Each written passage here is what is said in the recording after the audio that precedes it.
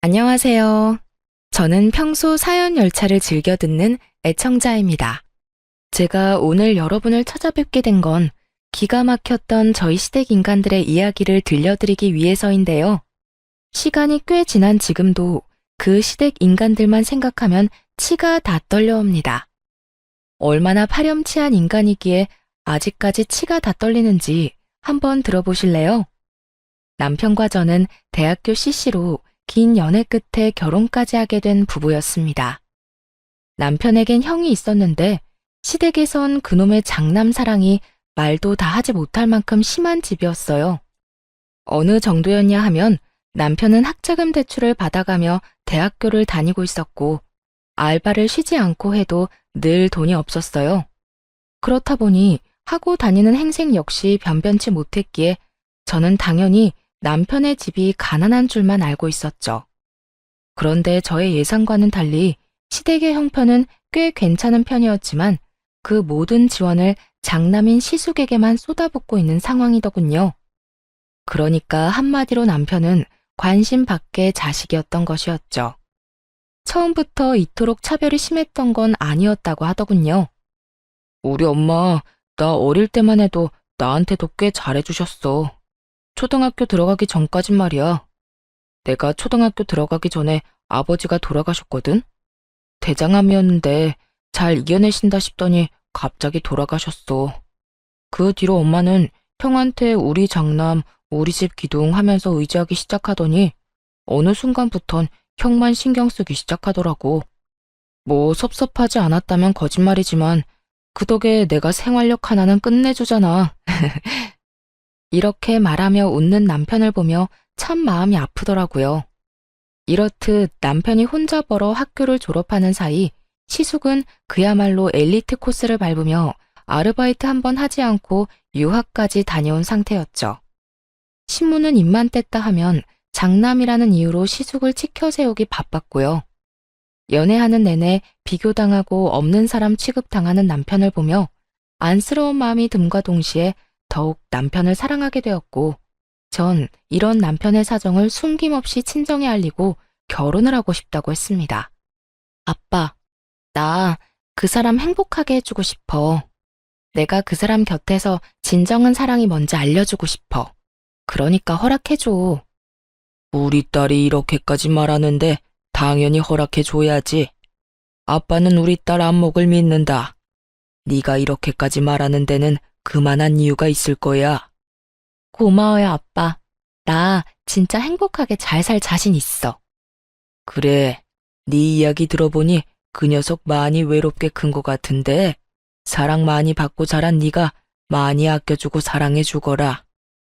부모님은 저를 믿는다며 결혼을 흔쾌히 허락해 주셨고 그렇게 저흰 결혼을 하게 되었습니다. 결혼을 할 때에도 시모의 차별과 상황은 변하지 않았어요. 시숙이 결혼할 때에는 가지고 있던 건물까지 처분해 아파트를 장만해줬다고 들었는데 저희가 결혼할 당시엔 시숙이 사업을 한다는 이유로 사업 자금을 마련해줘야 하니 여유 자금이 없다고 하더군요. 그래서 저희는 친정에서 보태주신 돈과 제가 모은 돈, 남편이 가지고 있던 돈 조금을 보태 집을 마련하고 신혼생활을 시작했죠. 물론 대출을 끼긴 했지만 우리만의 보금자리가 생긴 것에 만족하자며 서로를 보듬었고 남편은 그런 저에게 고맙다고 끊임없이 말해주며 더욱 가정에 충실한 가장의 모습을 보여주곤 했습니다.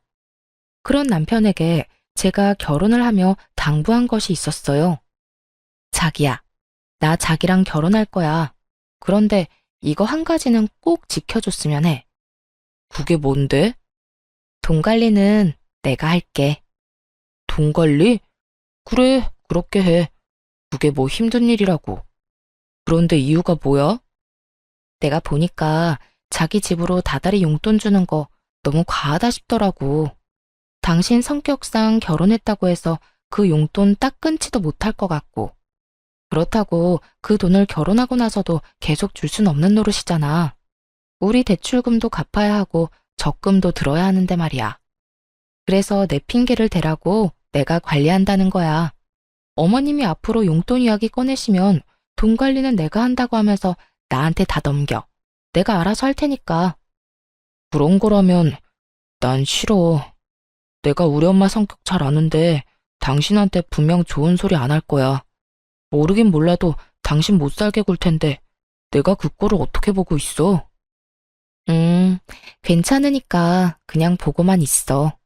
자기는 보고만 있는 게 도와주는 거야. 나 몰라? 내가 돈을 깔고 앉아 있어야 우리 가정이 비로소 평화로워지는 거라고. 그러니까 당신은 내가 도와달라고 할 때까지 그저 지켜만 봐. 끝까지 반대하던 남편은 경제권은 모두 저에게 넘기겠지만 모든 화살은 저에게 넘기지만은 않겠다며 이젠 가정도 생겼으니 할 말은 하고 살겠다고 하더군요. 그렇게까지 하겠다는데 제가 뭐라고 하겠어요? 나쁜 짓을 하겠다고 하는 것도 아니고 제가 힘들까봐 직접 나서겠다는데 그저 우리 남편 많이 컸다며 엉덩이 두들겨 주었어요. 그렇게 저와 남편은 더욱 단단해졌고 제가 예상한 대로 시모는 확 줄어든 용돈에 불만을 가지며 연락을 해오더군요. 아가, 이번 달 용돈 잘 받았다. 그런데 돈이 좀 모자라더구나. 내가 이때껏 얼마 받았는지 너도 잘 알지 않니? 아무리 장가를 갔다고 한들 이건 금액 차이가 너무 크구나. 난 이걸로 도저히 안 되겠으니 돈 좀 더 보내거라. 어머님, 제가 형님한테 들었는데 형님네도 30만 원 드린다면서요? 다른 사람도 아닌 집안의 기둥이자 장남도 30만 원을 드리고 있다는데 저희가 뭐라고 그 이상을 드리겠어요? 혹시 쓰다가 모자라시면 저희 말고 형님께 연락해서 더 달라고 하세요. 그간 많이 투자해 주셨는데 용돈 좀 더 드리는 게 뭐가 힘들겠어요. 시모는 그동안 남편에겐 꼬박꼬박 100만 원씩 받아갔으면서 온 재산을 쏟아부은 시숙에겐 용돈 한 푼 받지 못하다가 시숙이 장가를 가고 나서야 30만 원씩 받고 있다는 사실을 형님에게 듣게 되었죠. 그래서 저 역시 시모가 다른 소리 하지 못하게 30만 원만 드렸던 것이었고요. 틀린 말이 하나 없는 제 말을 들은 시모는 괜한 짜증을 내곤 전화를 끊어버리더군요. 너흰 그런 이야기까지 주고받니? 네 참, 며느리 둘이서 별말을 다 주고받는구나. 끊어라. 기분 나빠서 너랑 더는 통화하고 싶지 않구나. 시모의 전화는 끊겨버렸고 그렇게 용돈 사건은 일단락되었지만 왜인지 이게 끝일 거란 생각은 들지 않더라고요. 도리어 시작일 수도 있단 싸한 기분마저 드는 것이 불안한 생각을 지울 수가 없었어요.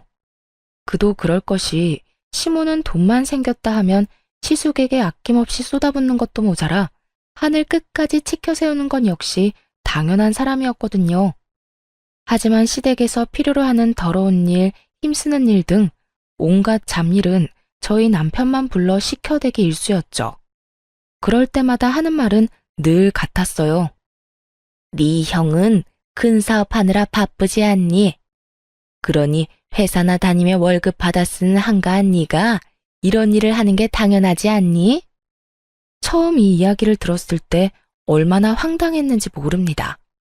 다른 사람도 아닌 친엄마가 저런 말을 했다니 여러분은 믿기시나요? 저는 믿기지도 믿고 싶지도 않더라고요. 하지만 그 모든 건 사실이었고 남편에게 닥쳐 있던 현실이었죠. 이렇듯 평소에도 남편을 종부리듯 부리는 시모가 저와 사이가 틀어져 버렸으니 그 화풀이가 남편에게 가는 것은 불보듯 뻔한 일이었죠.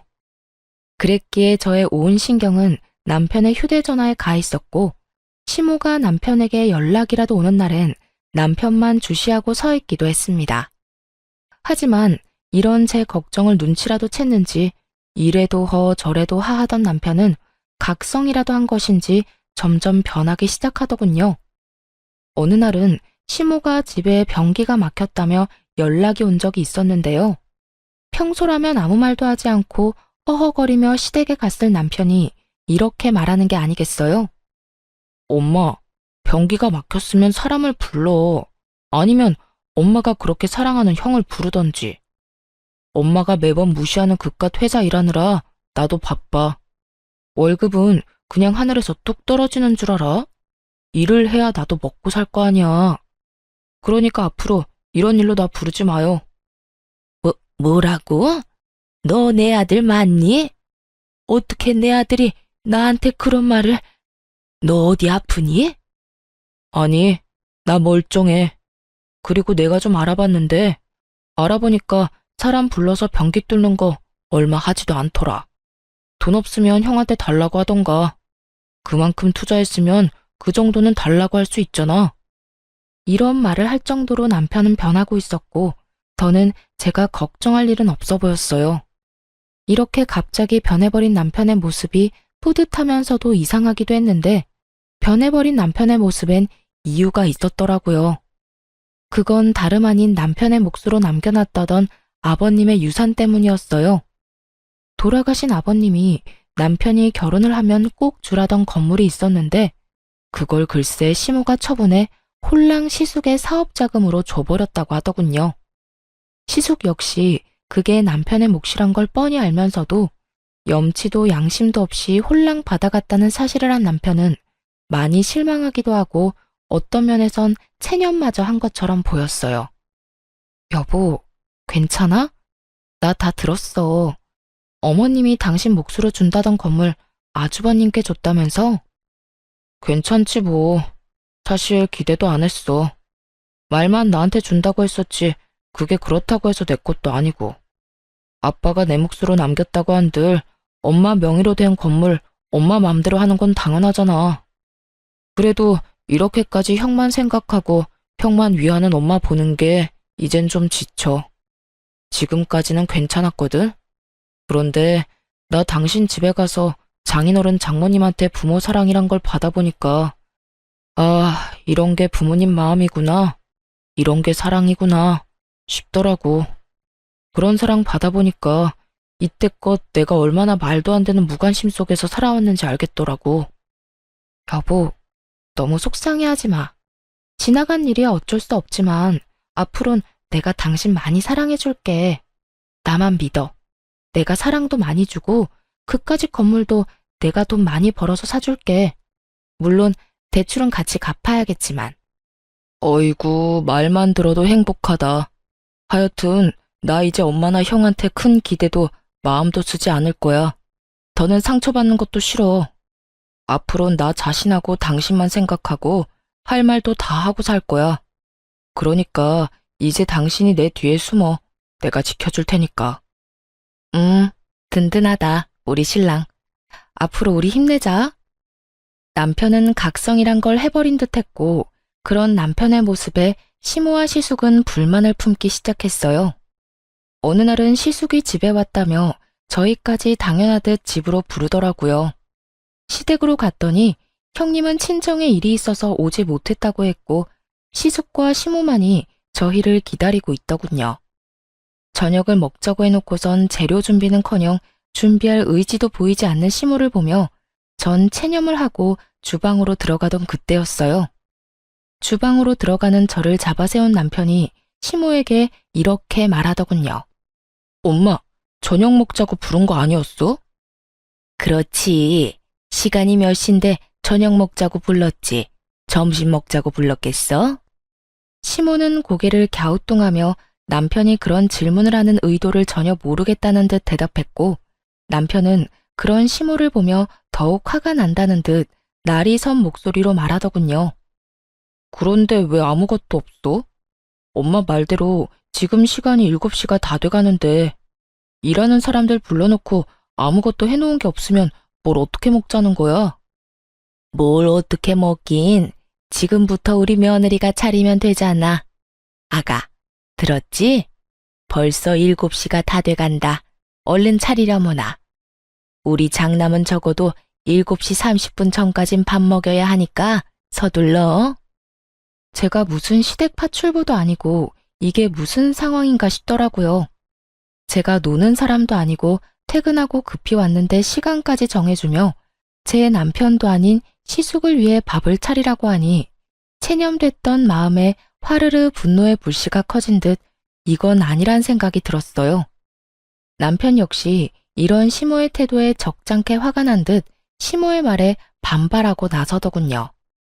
엄마, 이 사람도 이래. 이 사람도 지금 퇴근하고 바로 오는 길이라고. 그런 사람이 왜 여기까지 불려와서 형 밥상까지 차려야 해? 그거야. 당연히 우리 집에 시집 온 내 며느리니까 그렇지. 그리고 너 말 진짜 웃기게 한다. 형 밥상이라니. 네 마누라가 밥상 차리면 다 같이 먹는 거지. 우리 장남 혼자만 먹니? 넌 가만히 있어서 뭐하니? 우리 장남 7시 30분 전까진 밥 먹여야 한다는 말 못 들었어? 엄마, 이 사람 이 집 종노릇이나 하려고 나하고 결혼한 거 아니야. 그러니까 앞으로 가족끼리 식사 자리를 가지려거든 밖에서 외식을 하든지, 그게 아니라면 이 사람이랑 나는 부르지도 마.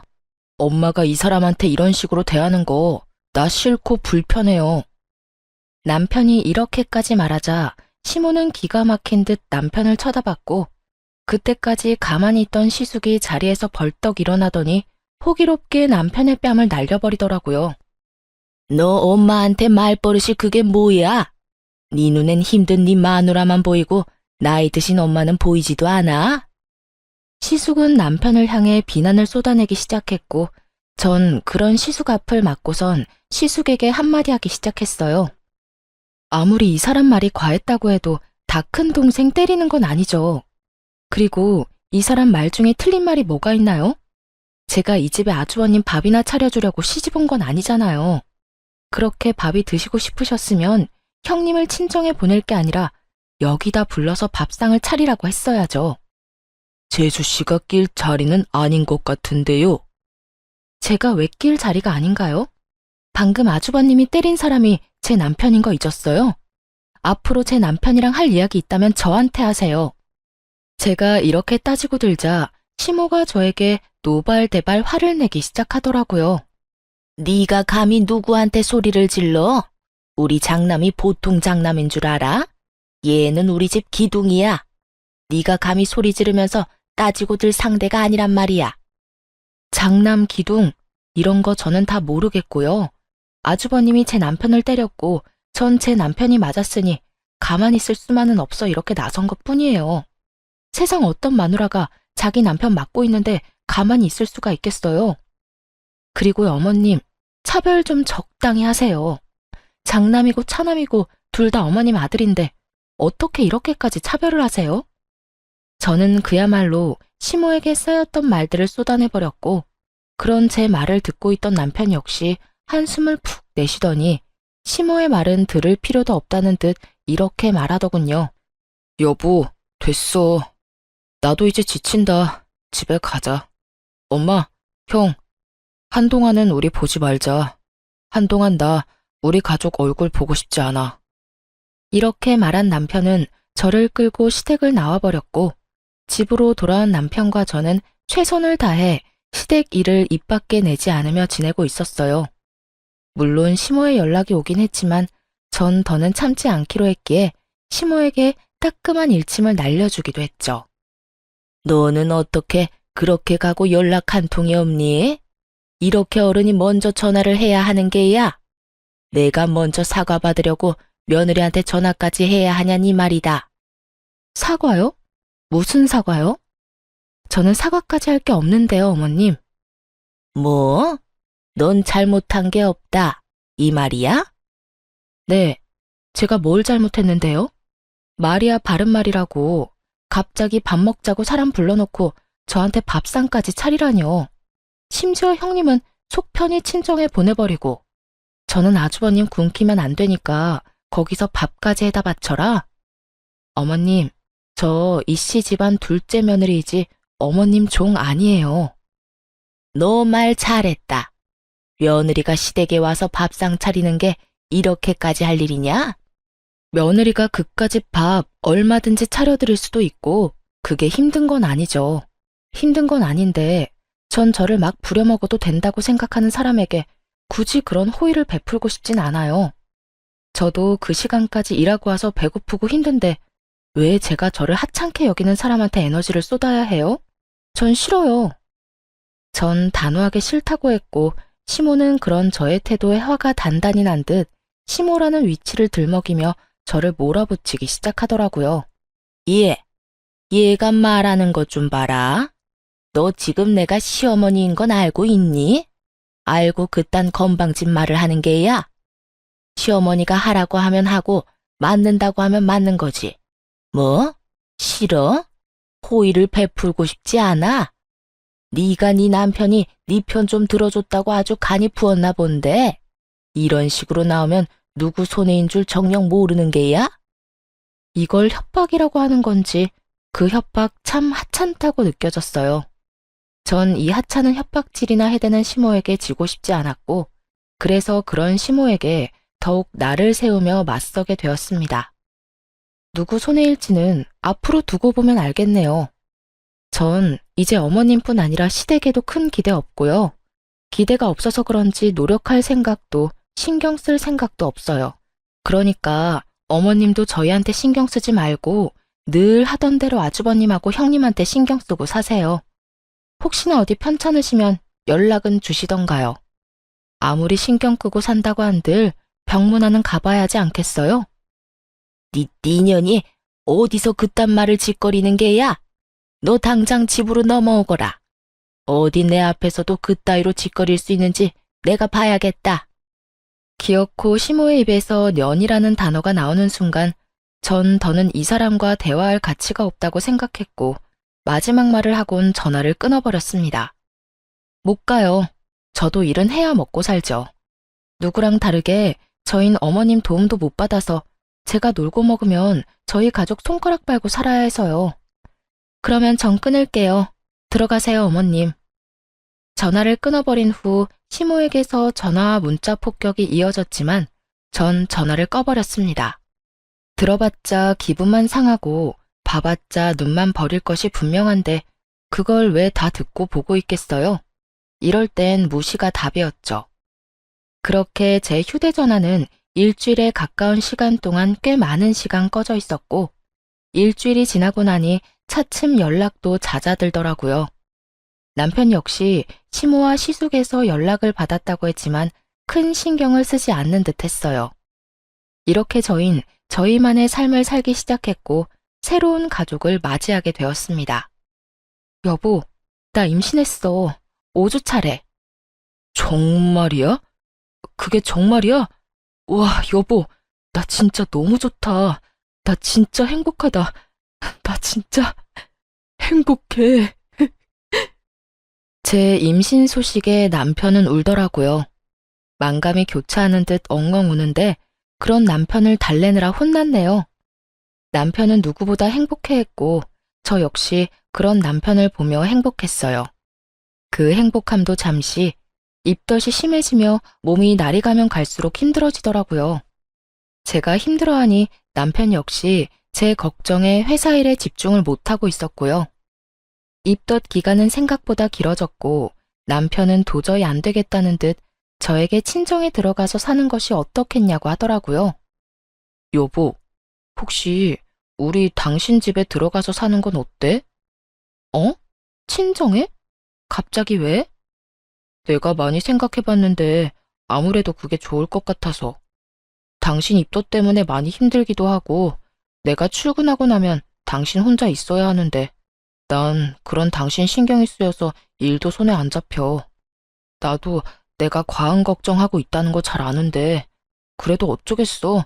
당신 남편이 이렇게 팔불출인걸.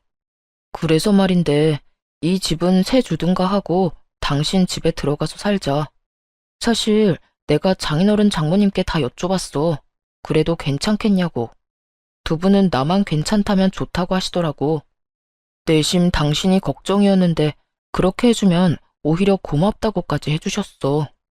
남편은 이미 저희 부모님들까지 만나 양해를 구한 후였고 말로는 제 의견을 묻고 있었지만 이미 결심이 선 눈빛이었어요. 남편이 괜찮다는데 제가 마다할 이유는 없었고 저흰 그렇게 살던 집은 세를 주고 친정으로 들어가게 되었습니다. 그렇게 배는 점점 불러왔고 친정에서 남편도 저도 부모님의 사랑을 듬뿍 받으며 지내던 어느 날 시모에게서 연락이 왔더라고요. 몸은 괜찮니? 배가 많이 나왔겠구나. 이제 어딜 가나 굳이 임산부라고 말하지 않아도 제가 임산부인 걸 알 만큼은 나왔어요. 잘 지내시죠? 나야 뭐 늘 똑같지. 친정에서 지내고 있다지? 우리 아들이 큰 결정을 했구나. 혹시 내일 시간 되니? 다른 건 아니고 좋은 고기가 들어와서 가족들끼리 모여서 먹었으면 하는데 올 수 있니? 너 몸도 무겁고 하니 첫째하고 내가 다 준비하고 기다리마. 조금은 따뜻해진 시모의 음성에 큰맘 먹고 시댁에 가기로 했고 남편 역시 저에게 이야기를 전해 듣곤 흔쾌히 함께 가자고 하더라고요. 남편은 말은 하지 않았지만 내심 이런 연락을 기다렸는지 조금은 들뜬 모습이더라고요. 여보, 어머님이 내일 집으로 오라고 하시네? 뭐? 엄마가? 전화 왔었어? 왜 또 오라고 하던데? 싫다고 했지? 아니, 간다고 했는데. 왜? 어머님이 좋은 곡이 들어와서 가족끼리 다 모여서 먹고 싶으시대. 나 몸도 무겁고 하니까 음식 준비도 어머님이랑 형님이 다 할 테니 우린 몸만 와서 맛있게 먹기만 하라고 하시던데. 그래? 그러면 가볼까? 이렇게 말한 남편은 콧노래까지 부르며 온 집을 누비고 다녔고 그 모습을 보는 저 역시 참 행복했어요. 그렇게 기대와 행복으로 가득한 밤이 지나고 저흰 약속한 시각에 맞춰 시댁으로 갔습니다. 시댁에 들어서니 시모가 말했던 것처럼 거하게 수라상이 차려있더라고요. 우와, 이게 다 뭐예요? 이걸 두 분이서 준비하신 거예요? 그럼 어머님이랑 내가 솜씨발휘 좀 했지. 배고프지? 얼른 앉아. 고기도 엄청 좋은 고기야. 앉아서 얼른 먹어. 그래, 둘째 얼른 앉아서 먹거라. 임신했을 땐 뭐든 잘 먹어야 너도 아기도 건강한 법이다. 그래요. 재수씨 얼른 앉으세요. 재수씨가 얼른 앉아야 우리도 먹어요. 너도 그렇게 서 있지만 말고 얼른 앉아. 시모를 비롯한 형님과 시숙은 과하게 남편과 저에게 친절을 베풀었고 그런 그들의 모습에서 전 불길한 기분을 지울 수가 없었어요. 하지만 세 사람은 아무런 말도 하지 않고 있었고 그저 웃으며 밥만 먹으니 저 혼자 이상한 기분에 휩쓸려 뚱하니 있을 수는 없는 노릇이었죠. 그래서 저 역시 애써 웃으며 식사 자리를 이어나갔고 대충 분위기를 맞춰주며 식사 자리를 마치게 되었습니다. 맛있지만 불편한 식사 자리가 끝이 나고 뒷정리를 하고 나니 다들 무거운 분위기로 거실에 둘러앉아 있더라고요. 저와 남편은 대충 자리를 잡고 앉았고 저희가 자리를 잡고 앉자 시모는 준비했던 말을 꺼내기 시작하더군요. 친정에서 지내는 건 어떠냐? 입덧은 좀 어떻고? 많이 괜찮아졌어요. 저흰 편한데 아무래도 부모님께서 불편하실 수도 있을 것 같아서 어떻게 해야 할지 고민하고 있어요. 고민하긴 뭘 고민하니? 이왕 친정에 들어간 김에 거기서 애 낳고 쭉 살면 서로 좋지. 너 애 낳고 다시 복직할 거 아니냐? 그럴 때 친정에서 지내면 너도 마음 쓸 일 덜고 좋을 텐데 왜 나와 산다는 거야? 이상하더군요. 내 아들 힘들게 처가살이 그만시키고 당장 분가하라고 말하는 것이 정상 아닌가요? 아니, 그렇게까진 하지 않더라도 처가살이를 권하는 시모의 모습은 누가 봐도 이상한 상황이었죠. 그것도 그 이유가 저를 위한다는 것이 더욱 의심스러웠어요. 남편 역시 저와 같은 생각인지 시모에게 캐묻기 시작했어요. 엄마, 솔직히 말해봐. 무슨 일 있어? 무슨 일은? 일이 있을 게 뭐가 있어? 아니야. 엄마 무슨 일이 있어. 그렇지 않고서야 엄마가 이렇게까지 처가살이를 등 떠밀 리가 없잖아. 나 처음 처가에 들어가서 산다고 했을 때 엄마가 무슨 말까지 했는지 기억 안 나? 처가 들어가서 살면 인연 끊는다며? 부모는 하나도 챙기지도 않고 마누라만 챙기고 생각한다고 나보고 등신이라며. 그런 사람이 갑자기 왜 이래? 남편의 말에 시모는 잠시 망설이는가 싶더니 이내 검은 속내를 드러내기 시작했어요. 그래, 기왕 이렇게 된 거 솔직하게 말하마. 너희 집 팔아서 네 형 좀 도와줘라. 무슨 소리 하는 거야? 우리 집 판 돈을 왜 형한테 주라는 거야? 네 형 사업이 요즘 좀 힘들어서 자금이 급하게 필요한데 너도 알다시피 나도 다 처분해서 이리저리 쓰느라 여유 자금이 없구나. 가족 좋다는 게 뭐니? 이럴 때 돕고 살아야지. 그리고 네 형, 우리 집 장남이다. 우리 집에서 장남이 어떤 의미인지 너도 잘 알고 있을 거야. 네 형은 장남이자 우리 집 기둥이야. 기둥이 무너지면 되겠니? 다른 것도 아니고 돈 때문에 무너진다는 건 더욱 안 되지. 우리가 능력이 안 되는 것도 아니고. 네 집만 팔아서 도와준다면 얼마든지 다시 일어설 수 있다는데 너도 그냥 두고만 보고 있을 거 아니지? 전혀 예상치도 못한 말이었어요. 저뿐 아니라 남편 역시 시숙의 사업이 잘 되고 있는 줄만 알고 있었으니까요. 그도 그럴 것이 볼 때마다 차가 바뀌는 것은 물론이고 몸에 걸친 것만 해도 명품이 아닌 것이 없었고 형님 역시 줄 서도 못 산다는 명품 가방이 한두 개가 아니었으니까요. 거기에다 시모에게 이때껏 받아간 돈이 있었던 터라 망할래야 망할 수가 없다고 생각하고 있었던 것이었죠. 남편 역시 시숙의 소식에 잠시 충격에 빠진 듯 했지만 이내 단호하게 시모에게 거절 의사를 내비치더군요. 두 사람 잘 들어. 그 집, 내 집 아니고 이 사람 집이야.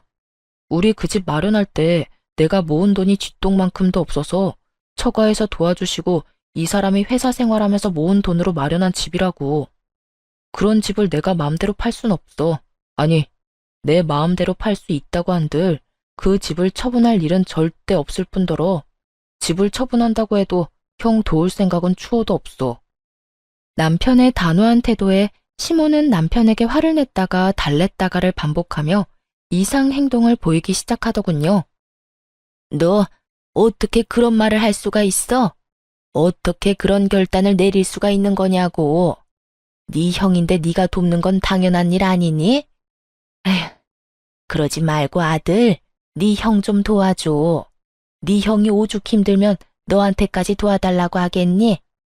어렵게 꺼낸 말인데 단칼에 거절하지 말고 잘 좀 생각해봐. 100번, 1000번을 생각해도 내 생각은 같으니까 더는 이런 이야기는 꺼내지도 마. 절대 안 돼. 남편은 제가 끼어들 필요도 없을 정도로 꽤나 단호했고 이런 남편의 태도에 시모는 많이 당황한 듯 눈을 동그랗게 뜨고 남편을 보더라고요. 상황이 그렇게 되자 가만히 듣고만 있던 시숙이 나서기 시작하더군요. 그동안 알게 모르게 나한테 섭섭한 점 많았던 거 알고 있어. 나 역시 그런 너한테 많이 미안할 때도 있었고 말이야. 그런데 동생아, 나 역시 힘들었어. 아버지는 갑자기 돌아가시고 엄마는 나한테만 의지하지. 나도 장남이란 무거운 짐을 어깨에 얹고 이 집안 더 잘 되라고 노력하느라 힘들었어. 그러다 보니 네가 힘들다는 거 알면서 신경 쓰지 못하기도 했어. 그러니까 내가 하고 싶은 말은 너만 힘들었던 게 아니었단 말이야. 나 역시 우리 집을 위해 노력하면서 살아왔고 그 노력을 이젠 너도 해야 하지 않겠어? 나만 이 집 아들이 아니잖아. 이 집이 잘 되기 위해선 내 사업이 잘 돼야 하는 건 당연한 일이고 그러기 위해선 네 도움이 필요해. 그러니까 네가 형을 좀 도왔으면 해.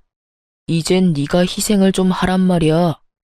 남편은 시숙의 말이 끝나자마자 헛웃음을 웃어 보이더라고요. 웃는 입과는 달리 눈은 화가 많이 나 보였고 그 화는 입을 통해 흘러나오기 시작했어요. 잔말 말고 돈이나 내놓으란 개소리 참 정성스럽게도 포장한다. 입 안 아파? 힘들긴 힘든가 보네. 돈 내놔 하면 끝날 말을 너도 힘들었니 나도 힘들었다. 내가 희생한 만큼 너도 희생해라. 이딴 식으로 길게 포장질까지 하는 걸 보면 말이야. 남편의 말이 끝나는 순간 시숙은 남편의 멱살을 잡아버렸고 남편 역시 시숙의 멱살을 잡아버렸습니다. 이 자식이 감히 내 멱살을 잡아? 시숙은 남편이 자신의 멱살까지 잡았다는 사실을 참을 수 없다는 듯 남편의 뺨을 때려버렸고 형이 뭔데 날 때려? 난 손이 없어서 가만히 있는 줄 알아? 이렇게 말한 남편 역시 시숙의 뺨을 때려버리며 그야말로 순식간에 난장판이 되어버렸죠. 시모는 두 사람이 주먹 다짐을 시작해버리자 안간 힘을 쓰며 두 사람을 말리기 시작하더라고요.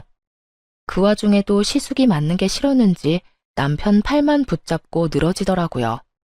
그렇게 두 사람을 뜯어말린 시모는 자리에 주저앉아 땅을 치며 곡소리를 내기 시작했어요.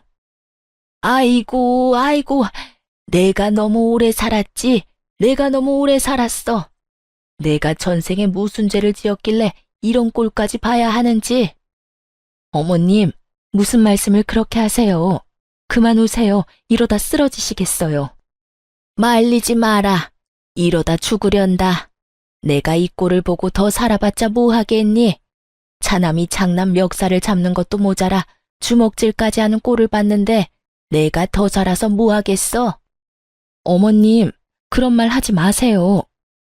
시모의 곡소리는 계속되었고 시모를 한참 달래던 형님은 저의 어깨를 툭 치며 시비를 걸어오더라고요. 동서, 도대체 서방님을 어떻게 구워 삶았길래 저렇게 사람이 변한 거야? 무슨 말로 어떻게 현혹했길래 어머님, 형 말이라면 군말 안 하고 따르던 사람이 형 멱살 잡는 것도 모자라 주먹 다짐까지 하는 거냐고. 그러는 형님이야말로 도대체 살림을 어떻게 꾸렸길래 그 많던 어머님 재산을 다 뜯어가고도 망하기 직전이라는 소리가 나와요? 하긴 안 봐도 뻔하긴 하네요. 다 망해가서 동생한테 돈이나 구걸하는 이런 상황에서도 그 많은 금반지에 목걸이까지 끼고 명품 가방이나 메고 온 꼴을 보니까 말이에요. 그것만 다 팔아도 살림이 좀 나아질 텐데 그놈의 사치는 어떻게 해도 고쳐지지가 않나 봐요. 저는 받은 만큼 형님에게 돌려주었고 제 말에 머리끝까지 화난 형님이 저의 머리채라도 잡을 태세로 달려들더라고요. 전 그런 형님의 행동에 순간적으로 제 배를 꽉 끌어안고선 그대로 형님을 발로 걷어차버렸어요. 형님은 제 발차기 한 방에 고꾸라져 바닥을 뒹굴고 있었고 이런 난리통에도 시모는 오로지 남편을 향한 원망과 욕을 쏟아내고 있더라고요. 이게 다 너 때문이다. 네가 네 형 도와준다는 말만 했어도 이 난리가 났겠어? 그깟 돈 얼마나 된다고 그걸 못 준다고 해서 이 난리통을 만들어. 이 천하의 나쁜 놈, 이 천하의 불효자. 네 형은 우리 집의 기둥인데 당연히 네가 형을 도와야지. 시모의 말은 발악에 가까웠고 그런 시모의 말을 듣고 있던 남편은 이렇게 말을 하더라고요. 나 엄마가 불러줬다고 할 때 내심 기대했었어. 아무리 나한테는 무관심한 엄마였어도 손주는 내심 기다렸구나. 그래서 오늘 우리한테 늦긴 했지만 수고했다, 기특하다 이런 말 한마디 정도는 하겠구나 하면서 말이야. 그런데 그게 다 내 착각이었네. 진작 축하할 생각 따윈 없었고 그저 나한테까지 돈 뜯어내려고 불렀던 거구나. 돈을 뜯어낸다니. 넌 그게 엄마한테 할 표현이니? 그냥 엄마는 가족끼리 돕자는 거야. 하물며 네 형은 우리 집 가장이니까 당연히 가족들이 도와야지. 그놈의 장난 타령 좀 그만해. 그리고 내가 이 집 가족이긴 해? 언제부터 내가 이 집 가족이었어? 난 나 혼자 컸어. 나 혼자 다 해결하고 나 혼자 다 벌어쓰고. 형은 좋은 옷, 좋은 도시락 싸들고 다닐 때 나는 다 해진 옷, 집에서 먹다 남은 반찬 혼자 도시락통에 담아서 다녔다고. 그마저도 없을 땐 그냥 굶었어. 그런데도 내가 가족이야? 누가 그러고 다니라고 했어? 도시락 그까짓 거 싸달라고 하지 그랬어. 엄마, 다른 엄마들은 싸달라고 하기 전에 다들 싸줘. 그렇지 않으면 자기 자식은 쫄쫄 굶어야 하니까. 아, 다 됐어. 다 됐고. 앞으로 저 이 집이랑 무관한 사람으로 살 테니까 다신 연락하지 마세요. 아니, 애초에 없는 사람이다 하고 살아요. 지금까지 그래왔던 것처럼. 제가요, 그래도 마지막으로 엄마를 위해서 한마디만 할게요. 형이 아무리 힘들다고 죽는다고 우는 소리에도 이 집은 넘기지 말고 죽을 때까지 가지고 있으세요. 이 집마저 형한테 넘기면 엄마 오갈 데 없어지는 건 물론이고 한평생 한 번도 해본 적 없는 고생 노후에 다 하게 될 테니까요. 여보, 가자. 저는 남편의 손을 잡고 시댁을 나와버렸고 그 후론 정말 시댁과의 연을 끊고 살았습니다. 한동안 남편의 마음은 뒤숭숭해 보였지만 일정 시간이 지나자 안정을 되찾아가는 듯 했어요. 아니, 도리어 좀 더 밝은 모습을 보이기도 했어요. 그러던 어느 날 잊고 지내던 형님에게서 연락이 오더라고요. 동서, 잘 지냈어? 저야 뭐 잘 지내죠. 그런데 무슨 일이세요? 그냥 어떻게 지내나 궁금하기도 하고 그냥저냥 전화해봤어. 나 이혼했거든. 이혼하고 나니까 동서 생각이 나더라고. 갑작스러운 이혼 소식에 좀 당황스럽더라고요. 다른 건 몰라도 형님과 시숙 사이는 때론 제가 부러울 정도로 좋았기에 더욱 의아하더군요. 이혼이요? 갑자기 이혼이라니, 왜요? 그게 결국 어머님 집까지 팔아서 새로운 사업을 시작했는데 그거마저 망해버렸어. 이것저것 손대는 거마다 망해버리니까 그 사람도 편해버리고.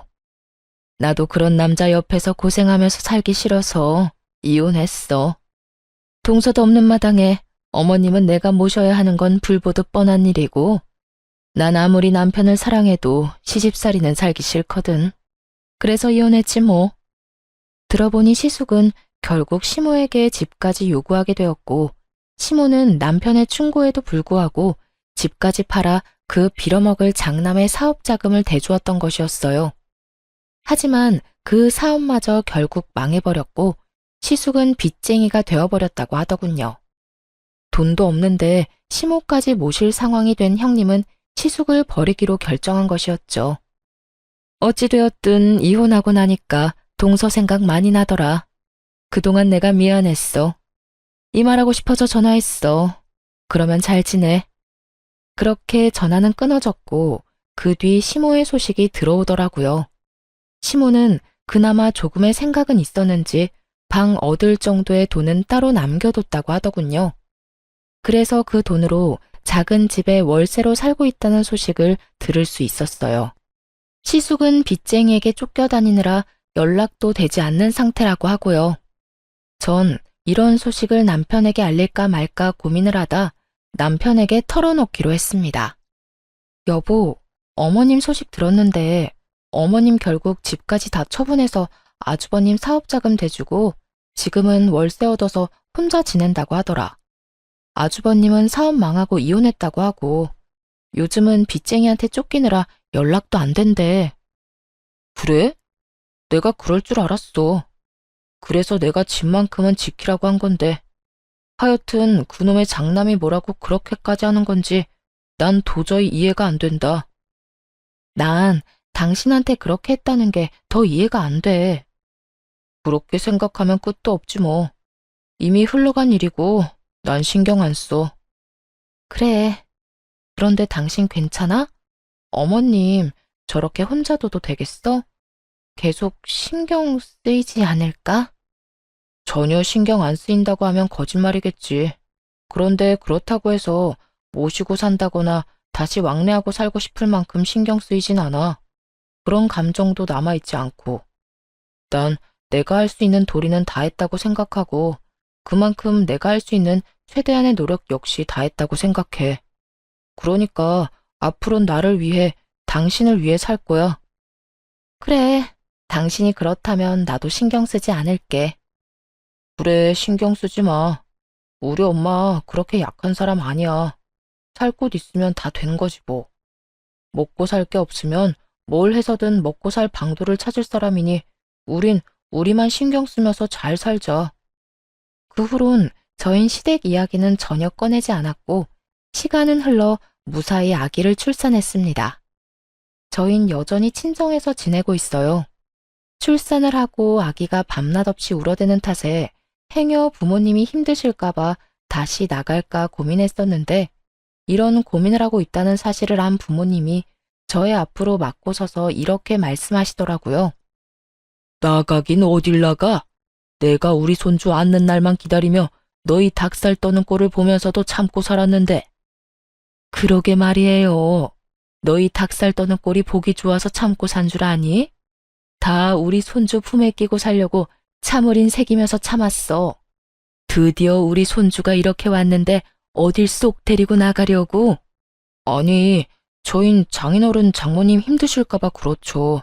저희야 여기서 계속 살면 좋죠. 아시잖아요. 제가 장인어른 장모님 부모님처럼 생각하는 거. 그런데 애가 울어도 너무 우니까 죄송해서. 그런 소리 하지 말게. 애가 울어서 애지. 울지 않고 웃고만 있으면 그게 무슨 애야. 그러니까 그런 말 하지 말고 조금 더 이 집에서 살아. 나도 뒤늦게 아들도 생기고 손주도 생겨서 행복한 이 기분 더 느끼고 싶으니까. 부모님은 저희를 붙잡아 주셨고 그 덕에 저흰 친정에서 지내며 더욱 행복한 나날들을 보내고 있습니다. 남편은 이제야 자신에게도 진정한 부모님과 가족이 생겼다며 더없이 행복하다고 해주고 저 역시 그런 남편을 보며 행복을 느낍니다. 요즘 제가 남편을 너무너무 사랑하는 것이 확실하다는 걸 느낍니다. 이토록 사랑하는 남편을 앞으로도 더욱 행복하게 만들어주기 위해 더 열심히 사랑하며 잘 살아보려고요. 저의 긴 사연도 끝이 났네요. 처음 사연을 쓰기로 마음먹었을 때 이런저런 생각이 많이 들었어요. 아무래도 부모와의 연을 끊는다는 것이 자랑할 만한 일도 아니고 듣기 좋은 이야기도 아니니 고민이 많이 되더라고요. 하지만 사연 열차에서 여러 사연들을 들으며 여러분이 그렇듯이 저 역시 깨달은 바가 컸기에 저도 용기를 내 사연을 쓰게 되었어요. 제 사연으로 누군가에게 깨달음까진 줄 순 없겠지만 저와 비슷한 일로 힘들어하시는 분께 다른 길도 있다는 걸 알려드릴 순 있을 테니까요. 부디 제 사연으로 누군가에겐 작은 용기라도 줄 수 있었으면 한다는 바람을 마지막으로 저는 물러가 볼게요. 저의 긴 사연을 끝까지 들어주신 모든 분들 감사합니다. 모두 행복하세요.